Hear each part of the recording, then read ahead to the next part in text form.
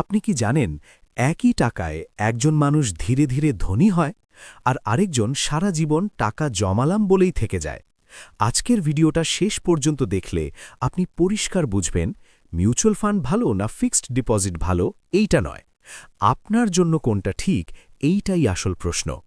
Bank বলে fixed deposit safe, YouTube বলে mutual fund best, কিন্তু সত্যিটা মাঝখানে কোথাও। চলুন আজ খুব সহজ ভাষায় কোনো গালগল্প ছাড়া আসল কম্প্যারিজন করি। আগে বুঝি ফিক্সড ডিপোজিট আসলে কি।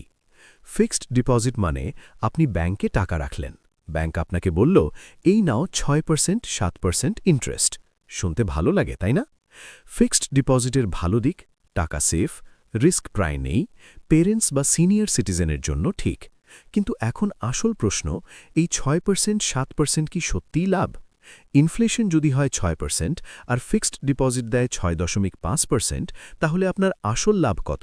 প্রায় শূন্য। ফিক্সড ডিপোজিটে টাকা সেফ থাকে কিন্তু গ্রো করে না। এখন আসি মিউচুয়াল ফান্ডে। অনেকে শুনলেই ভয় পায়, মার্কেট রিস্কি, টাকা ডুবে যাবে।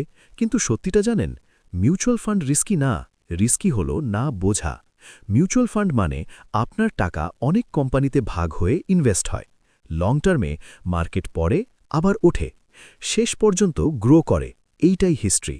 সমস্যা মিউচুয়াল ফান্ড না, সমস্যা হল তাড়াহুড়ো, ভয়, ডিসিপ্লিন না থাকা। চলুন ফেস টু ফেস কম্প্যারিজন করি।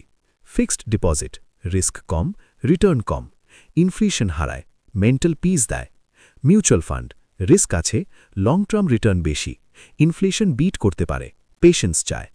একটা কথা মনে রাখবেন, ফিক্সড ডিপোজিট ঘুমের ওষুধ, মিউচুয়াল ফান্ড জিমের মতো, একটায় শান্তি আরেকটায় গ্রোথ। এখন সবচেয়ে গুরুত্বপূর্ণ অংশ, যদি আপনি বয়সে বেশি, টাকা 1-2 বছরে দরকার, রিস্ক নিতে না পারেন, ফিক্সড ডিপোজিট আপনার জন্য ঠিক। যদি আপনি ইয়াং, 10 থেকে 15 বছর সময় দিতে পারেন, মান্থলি এসআইপি করতে পারেন, মিউচুয়াল ফান্ড আপনার জন্য ঠিক।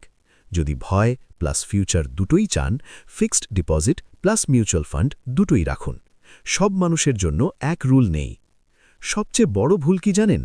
যা বাঁচবে সেটাই ইনভেস্ট করব না, আগে ইনভেস্ট পরে খরচ। 500 টাকা হোক বা 1000 টাকা, অ্যামাউন্ট ছোট নয়, হ্যাবিট বড়। শেষে একটা কথা, ফিক্সড ডিপোজিট খারাপ না, মিউচুয়াল ফান্ড ভালো না, খারাপ হলো না বুঝে সিদ্ধান্ত নেওয়া। এই ভিডিও যদি আপনার চোখ একটু খুলে দেয়, তাহলে লাইক করুন, শেয়ার করুন, সাবস্ক্রাইব করুন স্মার্ট আইডিয়াজ ল্যাব। কারণ এখানে আমি অ্যাডভাইজার না, আমি ইনফ্লুয়েন্সার না, আমি শুধু কমন সেন্স দিয়ে কথা বলি। ভিডিও শেষ।